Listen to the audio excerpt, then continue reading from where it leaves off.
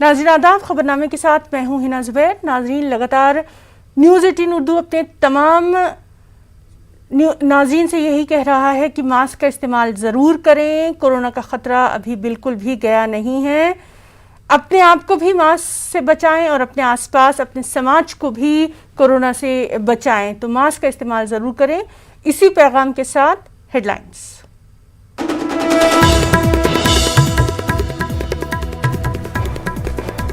पाकिस्तान की यौम आज़ादी के मौके पर पंजाब के अमृतसर के करीब अटारी वाघा बॉर्डर पर मिठाई का तबादला। बीएसएफ के कमांडेंट जसबीर सिंह का बयान, कहा हम इन्हें कल भी तोहफे में देंगे मिठाई।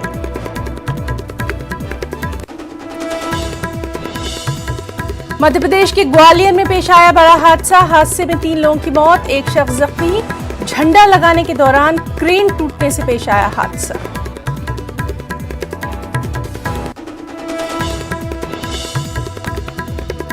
पिछहत्तरवीं यौम आज़ादी की पेश नज़र तैयारियां। दिल्ली में सिक्योरिटी के पुख्ता बंदोबस्त। कल वज़ीर आज़म लाल किले की फसील से करेंगे खिताब। कर्नाटक में मुहर्रम के जुलूस पर पाबंदी। रियासती हुकूमत ने मुहर्रम और गणेश उत्सव के जुलूसों पर लगाई पाबंदी। पिछले साल की तरह इस बार भी जुलूस की नहीं इजाजत। मुल्क में कोरोना के 38,667 नए मामलों की तस्दीक। पिछले 24 घंटों में 478 अमवात, जबकि एक दिन में 35,000 से ज्यादा अफराद सेहतियाब।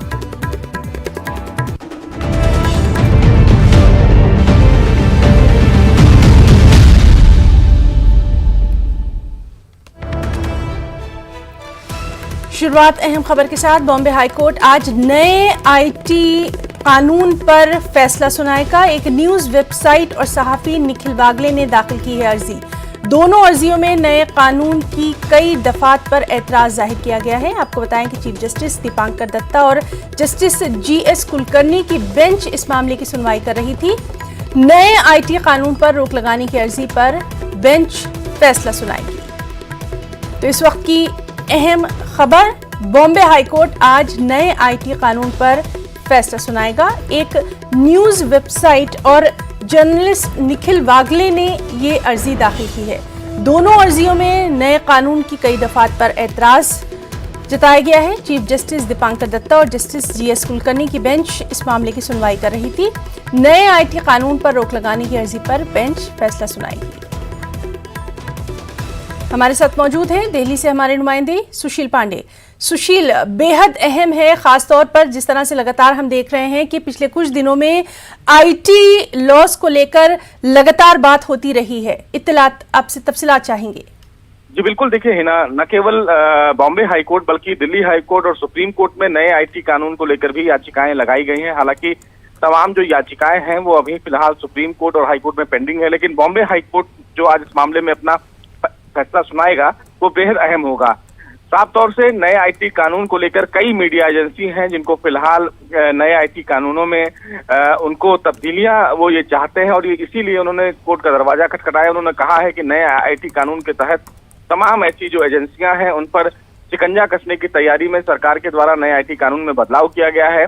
और अगर ऐसे में नए आईटी कानून में बदलाव किया गया तो निश्चित रूप से जो अभिव्यक्ति की आजादी है हिना, उस पर एक बड़ा असर पड़ेगा और इसीलिए तमाम हाई कोर्ट में इस प्रकार की याचिकाएं दाखिल की गई हैं। बहरहाल इस पूरे मामले में मुंबई हाई कोर्ट का फैसला देखना भी होगा और किसके पक्ष में फैसला कोर्ट सुनाता है ये भी अहम होगा। तो इंतजार करना पड़ेगा हिना कि कोर्ट किसके पक्ष में फैसला सुनाता है। लेकिन आईटी कानून के नए नियम को लेकर कई एजेंसियां हैं जिनको फिलहाल इस पूरे मामले को लेकर आपत्ति है। जी बहुत शुक्रिया सुशील तमाम तर जानकारी के लिए। पाकिस्तान की यौम आज़ादी के मौके पर पंजाब के अमृतसर के करीब अटारी वाघा बॉर्डर पर मिठाइयों का तबादला किया गया। पाकिस्तान रेंजर्स और बीएसएफ के जवानों ने एक दूसरे का मुंह मीठा किया। वहीं बीएसएफ के कमांडेंट जसबीर सिंह ने इस मौके पर कहा कि हम इन्हें कल भी तोहफे में मिठाई देंगे।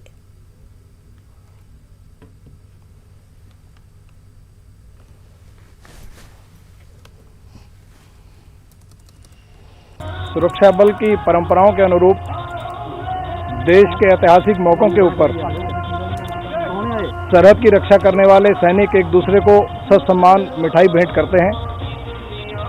ये इवेंट्स सरहदों के ऊपर शांति और सद्भाव कायम रखने में अहम योगदान देते हैं। इसी कड़ी में आज पाकिस्तान के इंडिपेंडेंस डे के ऊपर पाकिस्तान रेंजर्स ने सीमा सुरक्षा बल को ये मिठाई अटारी बॉर्डर पे भेंट की है। सर, आपकी तरफ से कल दी जाएगी मिठाई पाकिस्तान को भी? जी बिल्कुल, हम भी इसी प्रकार सीमा सुरक्षा बल की तरफ से पाकिस्तान रेंजर्स को ये मिठाई देंगे। ग्वालियर के महाराजबाड़ा पर एक बड़ा हादसा पेश आया है। महाराजबाड़ा पर जश्न आज़ादी के लिए परचम लगाने की तैयारी के दौरान फायर ब्रिगेड की हाइड्रोलिक मशीन की क्रेन टूटने से 3 लोगों की मौत हो गई है। तारीखी पोस्ट ऑफिस बिल्डिंग पर झंडा लगाने के दौरान पेश आए हादसे में जहां 3 लोगों की मौत हुई, वहीं एक शख्स शदीद जख्मी हुआ है। 60 फीट की बुलंदी पर क्रेन का प्लेटफॉर्म टूटने के दौरान यह अफसोसनाक वाकया पेश आया। मौके पर पहुंचकर पुलिस के जरिए राहत और बचाव का काम जारी है। जख्मी शख्स को इलाज के लिए फौरी अस्पताल में भर्ती करवाया गया। झंडा लगा रहे थे, झंडे का झंडा लगा रहे थे ऊपर, फायर से क्या नाम से मशीन से अचानक पिछला हिस्सा डिसबैलेंस होकर गिर गया, उसमें हादसा हुआ। इसमें अभी 3 लोगों की कैजुअलिटी की सूचना है, एक घायल।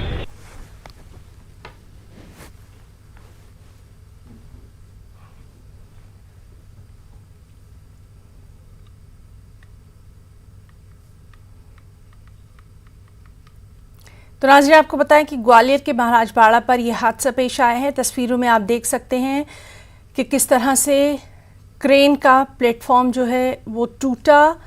महाराजबाड़ा पर जश्न आज़ादी के लिए परचम लगाने की ये तैयारी थी कि फायर ब्रिगेड की हाइड्रोलिक मशीन की क्रेन टूट गई।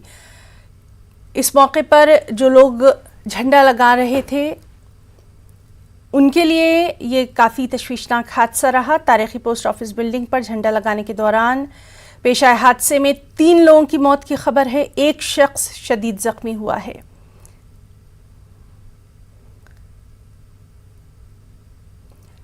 हमारे साथ मौजूद हैं हमारे नुमाइंदे सुशील कौशिक, ग्वालियर से हैं। सुशील, आपसे पूरे मामले की तफसीलात चाहेंगे और जो जख्मी शख्स था उनकी हालत कैसी है? बिल्कुल, देखिए, ग्वालियर के महाराजबाड़ा इलाके का ये पूरा घटनाक्रम है। आज सुबह 8 बजे का वक्त था। यहाँ पोस्ट ऑफिस की जो ऐतिहासिक बिल्डिंग है उस पर स्वतंत्रता दिवस के मद्देनजर झंडा वंदन होना था। कल इसके लिए झंडा चढ़ाया जा रहा था और इस झंडे को चढ़ाने के लिए नगर निगम के फायर अमले के हाइड्रोलिक मशीन बुलाई गई थी। इस मशीन की क्रेन पर जो प्लेटफॉर्म बना था उसमें करीब 5 कर्मचारी थे। इनको क्रेन के जरिए हवा में भेजा गया था बिल्डिंग के ऊपर और वहां से झंडा इनको लगाना था। लेकिन हवा में करीब 60 फीट की ऊंचाई के बाद इस क्रेन की मशीन का संतुलन बिगड़ा, जिसके चलते क्रेन के ऊपर हवा में जो प्लेटफॉर्म था वो टूट गया। प्लेटफॉर्म टूटने से उसमें जो सवार थे 5 कर्मचारी वो सीधे बिल्डिंग पर आ गिरे और उसमें क्रेन में दबने से 3 कर्मचारियों की मौके पर मौत हो गई, जबकि 2 लोगों को चोटें आई है जिन्हें अस्पताल में भर्ती कराया गया है। और हादसे के बाद जो प्रभारी मंत्री है वो भी मौके पर पहुंचे और घटना की जांच के आदेश दिए। तो एक दुखद घटना सुबह सुबह हुई है ग्वालियर में।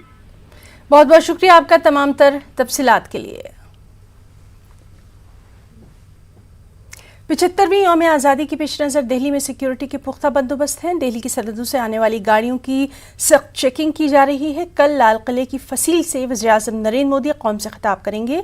लाल किले को भी मल्टी लेयर सिक्योरिटी फराहम की गई है। मुख्तलिफ प्रोग्रामों का यहाँ इनेकाद भी किया जाएगा।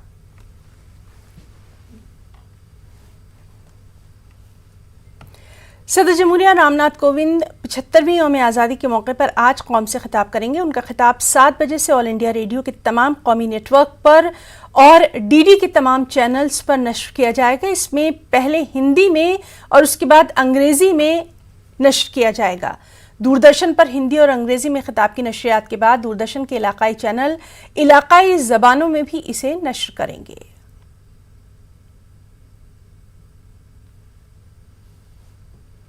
टोक्यो ओलंपिक्स में तारीख रकम करने वाले खिलाड़ियों से आज सदर जमहूरिया रामनाथ कोविंद मुलाकात करेंगे। राष्ट्रपति भवन में सभी मेडलिस्ट का इस्तकबाल किया जाएगा और सदर जमहूरिया के साथ चाय पर तबादला ख्याल होगा। साथ ही टोक्यो ओलंपिक में गए हिंदुस्तानी दस्ते को भी मदऊ किया गया है। आज शाम 5 बजे ये मुलाकात होना है।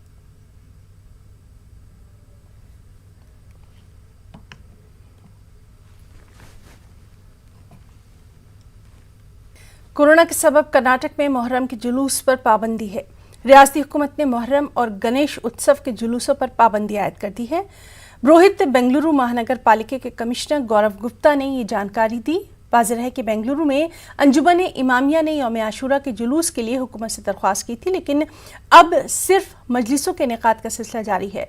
यौम आशूरा का जुलूस बरामद नहीं होगा।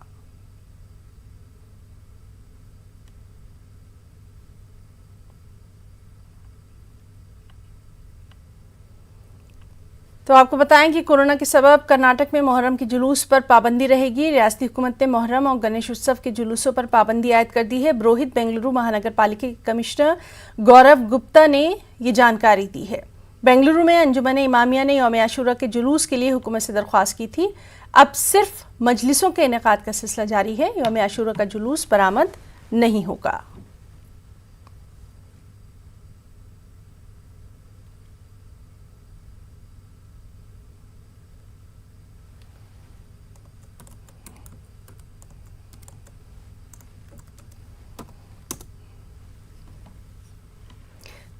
तो यौम आशूरा का जुलूस बरामद नहीं होगा। लगातार इस अहम खबर पर हमारी नज़र बनी हुई है और तमाम तर तफसीलात आपको देते रहेंगे। एक और अहम खबर, अफगानिस्तान की सिक्योरिटी सूरत हाल पर अक़वाम मुत्तहिदा के सेक्रेटरी जनरल एंटोनियो गुतरेस ने तशवीश का इजहार किया है। उनके मुताबिक तालिबान और अफगान सिक्योरिटी फोर्स के बीच लड़ाई से काफ़ी नुकसान हुआ है। ख़ासतौर पर ख़वातीन और बच्चे सबसे ज़्यादा मुतासिर रहे हैं।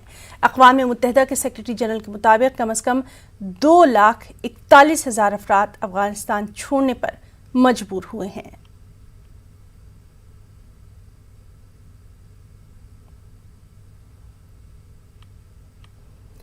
तो अफगानिस्तान की सिक्योरिटी सूरत हाल पर अक़वाम मुत्तहिदा के सेक्रेटरी जनरल एंटोनियो गुतरेस ने तशवीश का इजहार किया है। उनके मुताबिक तालिबान और अफगान सिक्योरिटी फोर्स के बीच लड़ाई से काफ़ी नुकसान हुआ है। ख़ासतौर पर ख़वातीन और बच्चे सबसे ज़्यादा मुतासिर हैं। अक़वाम मुत्तहिदा के सेक्रेटरी जनरल के मुताबिक कम अज़ कम 2,41,000 अफराद अफ़गानिस्तान छोड़ने पर मजबूर हुए हैं। तो अफ़गानिस्तान की क्या कुछ सूरत हाल है, लगातार उस पर नज़र बनी हुई है और इस पर UN के सेक्रेटरी जनरल एंटोनियो गुतरेस ने भी तशवीश का इजहार किया है और साफ तौर पे उन्होंने कहा है अपने बयान में कि तालिबान और अफगान सिक्योरिटी फोर्स के बीच लड़ाई से सबसे ज़्यादा नुकसान, सबसे ज़्यादा अगर कोई मुतासिर है तो वो वहाँ के ख़वातीन और बच्चे हैं। सीधे रुख करेंगे दिल्ली का। हमारे साथ मौजूद हैं हमारे साथी शैलेंद्र वांगू। शैलेंद्र, लगातार अफगानिस्तान की जो सूरत हाल है उस पर सभी की नज़र बनी हुई है। अब एंटोनियो गुतरेस ने भी अपना ये बयान दिया है और सबसे ज़्यादा अहम कि सबसे ज़्यादा मुतासिर यहाँ की जो ख़वातीन हैं और यहाँ के बच्चे हैं वो हैं। आपसे तफसीलात चाहेंगे। देखिए, जाहिर तौर पर जिस तरह के हालात अफगानिस्तान में बन रहे हैं और हम देख रहे हैं कि रिफ्यूजी सिचुएशन वहाँ पर बन रही है और बहुत से जो वहाँ से लोग हैं वो बाहर जा सकते हैं। बहुत से बाहरी मुल्क जो हैं जैसे कनाडा है वो भी अब रिफ्यूजीज को पनाह देने की तैयारी कर रहा है।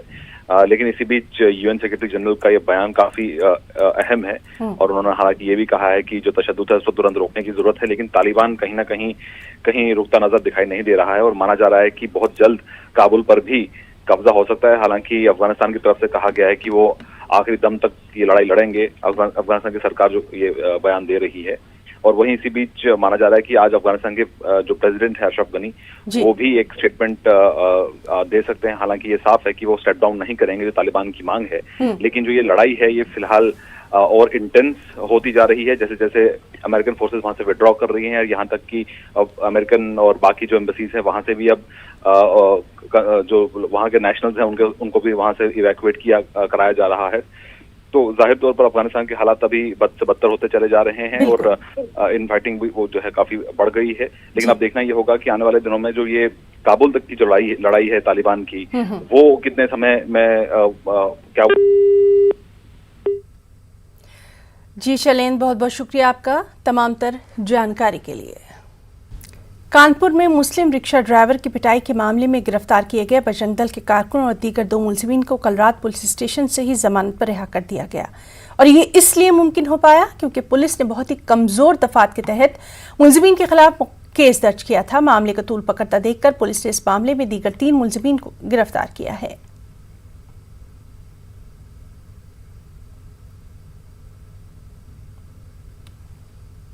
और कानपुर में मुस्लिम रिक्शा ड्राइवर की पिटाई के मामले पर कानपुर शहर काजी ने न्यूज़ 18 उर्दू से खास बातचीत की। सख्त अल्फाज में उन्होंने मजम्मत की। साथ ही शहर काजी ने बजरंग दल को माहौल खराब करने का जिम्मेदार करार दिया। उन्होंने कहा कि यूपी में इलेक्शन से पहले लोगों को गुमराह करने की ये कोशिश है। शहर काजी ने मुतालबा किया कि माहौल खराब करने वाले लोगों के खिलाफ सख्त से सख्त कार्रवाई की जाए। असल में इस तरह के वाकयात मैं देख रहा हूँ कि कई एक आ चुके हैं कानपुर में। तो ये सब जानबूझ करके इस तरह की प्लानिंग की जा रही है। इलेक्शन का वक्त सर पर है और इलेक्शन का माहौल बनाने के लिए, क्योंकि अब वो फिरका परस्तों के पास कोई मुद्दा तो बचा नहीं है। मुद्दे वो ढूंढ रहे हैं क्योंकि मुद्दे सब उनके खिलाफ हैं। अभी कोरोना में जो लाशें बिछी हैं सब उनके खिलाफ हो गए हैं। तो वो देख रहे मेरे पास कुछ नहीं सिवाय इसके कि हिंदू मुस्लिम को लड़ाने की बातचीत की जाए, इसके अलावा कोई मुद्दा नहीं में आ जाते हैं। उसी पस मंज़र में इस वाक़े को आप देखें कि जो है वो बर्रा का जो वाक़या पेश आया है ये उसी पस मंज़र में, उससे हट करके नहीं है। तो इसमें बहरहाल ये कि हम तो किसी हद तक गनीमत समझेंगे कि रवीना त्यागी ने और या फिर वहाँ पर जो है एसपी डीसीपी जो है एडिशनल डीसीपी हैं डॉक्टर अनिल कुमार, इन लोगों ने जो कार्रवाई की है इत्मीनान बख्श तो नहीं कहेंगे लेकिन फिर भी हम ये कहेंगे कि बहुत गनीमत है, क्योंकि वहाँ पर कार्रवाई तो हुई कुछ, बाकी दूसरी जगहों पर कार्रवाई कराने में हम नाकाम रहे।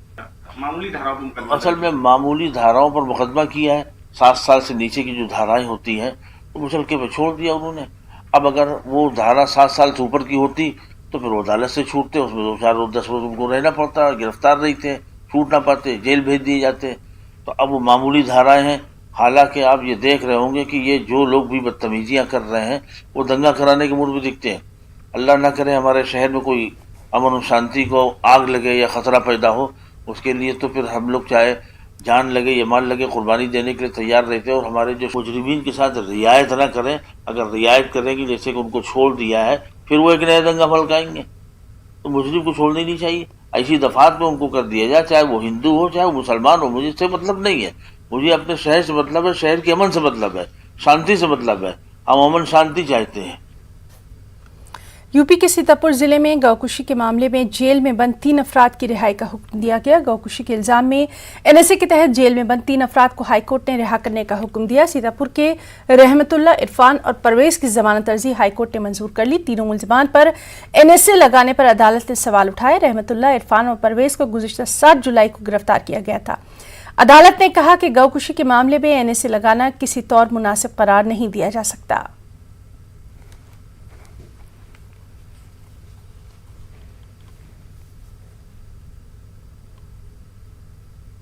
अपोजिशन की जानिब से वॉकआउट के दौरान असेंबली में आसाम मवेशी तहफ़्फ़ुज़ बिल 2021 को पास करा लिया गया। इस बिल के तहत ऐसे रिहायशी इलाके जहां हिंदू, सिख और जैन रहते हैं वहां बीफ का इस्तेमाल नहीं किया जा सकता। इसके अलावा किसी मंदिर या फिर मठ के 5 किलोमीटर के दायरे में बीफ की खरीदो फरोख्त पर पाबंदी आयद की गई है। नया कानून आसाम मवेशी तहफ़्फ़ुज़ एक्ट 1950 को मनसूख कर देगा और इसका मकसद मवेशियों के ज़बीहे, खपत, गैर कानूनी नकलो हरकत को मुनज़्ज़म करना है। इसमें मवेशियों की बैन रियासती नकलो हरमल पर भी पाबंदी आयद की गई है। आसाम के वज़ीर आला हेमंत बिस्व शर्मा ने एक ट्वीट करते हुए बिल की मंजूरी को तारीखी करार दिया। Most of the communal classes we have seen in last 5 years or before that basically centered around the consumption of beef. Now if a beef eating person do not eat beef in the premises or in a radius of 5 kilometers of a non-beef eating community, then there will be no class. So in Assam there are territories where you will have not a single Hindu population. So my idea was that you can have the food of your choice, but do that without creating communal tension. Madhya Pradesh में OBC reservation को लेकर कांग्रेस और BJP के दरमियान सियासत थमी नहीं है। अब मोदी काबीना के वजीरों की मुजव्वजा जन आशीर्वाद यात्रा को लेकर एमपी में सियासत फिर शुरू हो गई। बीजेपी ने जन आशीर्वाद यात्रा को अवाम की खिदमत के अहम हिस्से से ताबीर करते हुए इसकी मुखालिफत पर कांग्रेस को सख्त तनकीद का निशाना बनाया। शिवराज काबीना के वजीर विश्वास सारंग का कहना है कि बीजेपी के वजीर खिदमत से अवाम के दिलों में अपनी जगह बनाते हैं। जन आशीर्वाद इसी मुहिम का हिस्सा है। गुजरा अवाम के बीच जाकर उनके मसाइल को सुनेंगे, उसका हल निकालेंगे। लेकिन कांग्रेस के लोग इख्तियार में आने के बाद एसी कमरों से बाहर नहीं निकलते। वहीं कांग्रेस ने वजीरों को आशीर्वाद यात्रा पर तंज करते हुए कहा कि उन्होंने ऐसा कौन सा काम कोरोना कहर में किया जिसको लेकर ये यात्रा निकाली जा रही है। अगर बीजेपी के लोग सिंधिया जी की धोखा यात्रा को निकालने का मशवरा दिया है।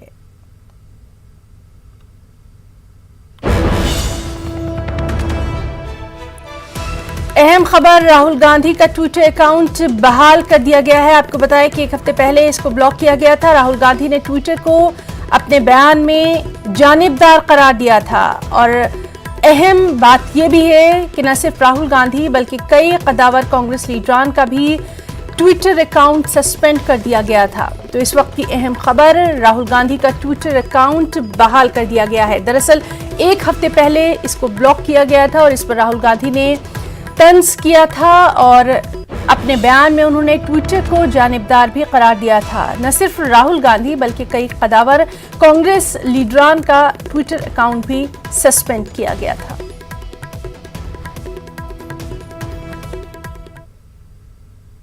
हमारे साथ मौजूद हैं हमारे नुमाइंदे शंकर आनंद। शंकर, बेहद अहम खबर, राहुल गांधी का ट्विटर अकाउंट जो है बहाल कर दिया गया है, तफसीलात।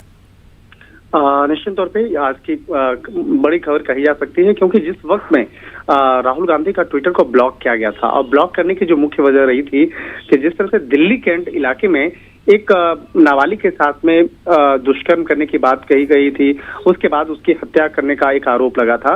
उसके बाद राहुल गांधी उस परिवार के पास पहुंचे थे और उन पर आरोप जो लगा था कि पीड़ित परिवार की तस्वीर उन्होंने ट्विटर के साथ साझा किया था, ट्विटर पर साझा किया था सोशल मीडिया के मार्फत। तो इस लिहाज से उनका ट्विटर अकाउंट बंद किया गया था।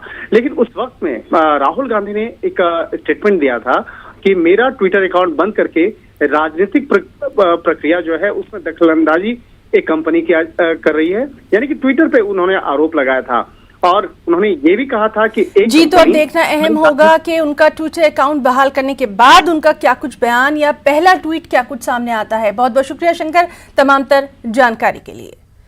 कोरोना वबा के दौरान बाहमी इमदाद और इंसार का जज्बा मुस्तहकम हुआ है। मुल्क इस वबा से मुत्तहिद होकर मुकाबला कर रहा है। टीकाकारी के ऐलान के बाद हम बेहतर ताउन करें जिससे हम कोरोना को मात देने की जानिब कदम बढ़ा सकें। नेटवर्क 18 इस मुहिम में हर कदम पर आपके साथ रहेगा। जब तक सभी महफूज नहीं तब तक कोई महफूज नहीं होगा। इस सोच की बुनियाद पर हमारी मुहिम संजीवनी का मकसद ये यकीनी बनाना है कि वैक्सीन पाना सभी हिंदुस्तानियों का हक है।